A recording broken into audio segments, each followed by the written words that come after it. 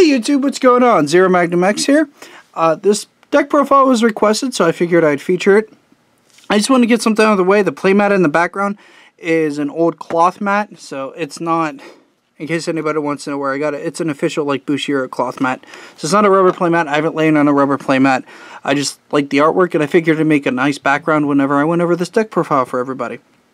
So this is the Ezel deck that was featured in one of the former Cardfight videos. It might be actually the last one that was up. I featured the gear deck from it, so I'm just going to go over it. It's been requested. The deck's pretty cool. I like it a lot. I mean, I used Ezel really well way back in the day. So, I mean, for this deck, for me, it was like riding a bike, and being able to teach somebody how to use it is pretty easy. The starter is Crimson Lion Cub Criff. The reason we use this guy is because he allows you to do a superior ride when your opponent is on grade 1. And in this meta, that's really, really good, because a lot of the games are moving to more like late game type decks. They're more concerned about, you know, getting off Striding, getting off Legion. And this deck just says, we're going to bypass that and just try and double crit you with grade 3 Ezel, like when you're on grade 1. Unless you have a perfect guard or a lot of like 10Ks in hand, you're probably taking 3 damage at least in this turn. It's kind of the primary point of the deck. If you don't get there, it's okay. It can still fight like your regular decks, especially with the strides. But I just want to give you an idea of that this is more like of a rush type deck. It tries to get to grade 3. It tries to throw as many triggers at your opponent as before they can catch up, and it gives you a bunch of advantage. So anyway, we have Criff, and then I'm going to go over the strides with everybody. We have 4 Ezel its official name is Absolution Lion King Mithril Ezel. This is what brought the deck back to life, single-handedly. I mean, this is why I'm playing the deck. This is the exact reason why I want to run it, because this guy is just Ezel on steroids. So you get an early game rush, and then whenever they get to like their grade 3, you're obviously holding a perfect guard by that point. And it's like, oh, I'll perfect guard your grade 3 because I've accumulated so much advantage.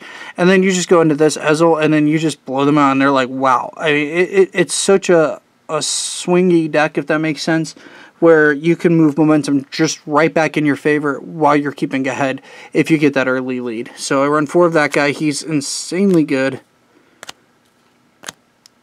We feature the deck. I don't know if we ever showed this guy off, but we have Madhu in here.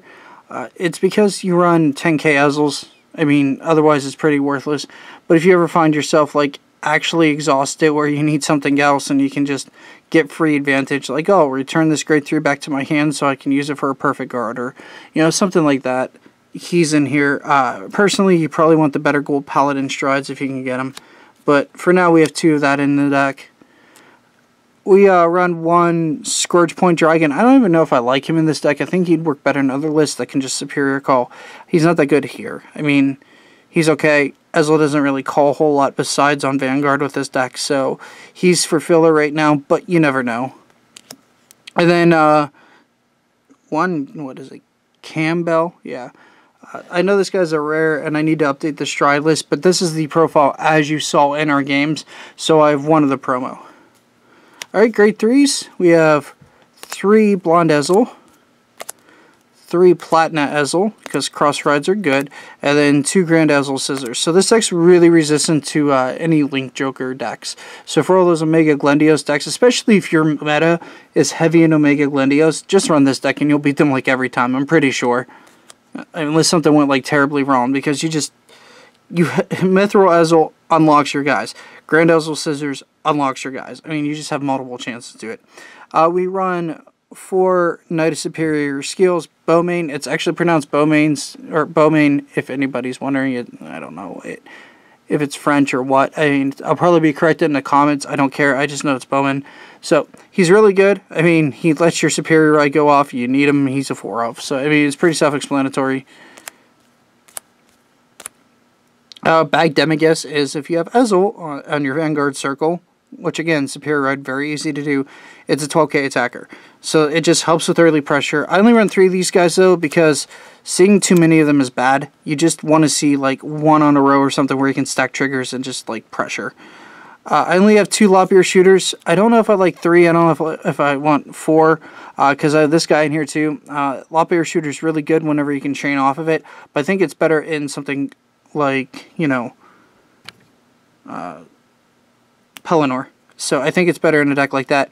But it's cool with Mithril Ezel that you get to like get 2 calls in a turn and can replenish your field for maybe like a 5k in your hand for all the advantage that you should be getting from the early Superior ride. And we have 2 Heo, whatever it is, Healy. He's cool on hit, counterblast 1, and you can call something if you put it into your soul. So he's a stand trigger for the deck if he hits. I mean, it just puts pressure on them, might make them guard in a way they probably don't want to guard.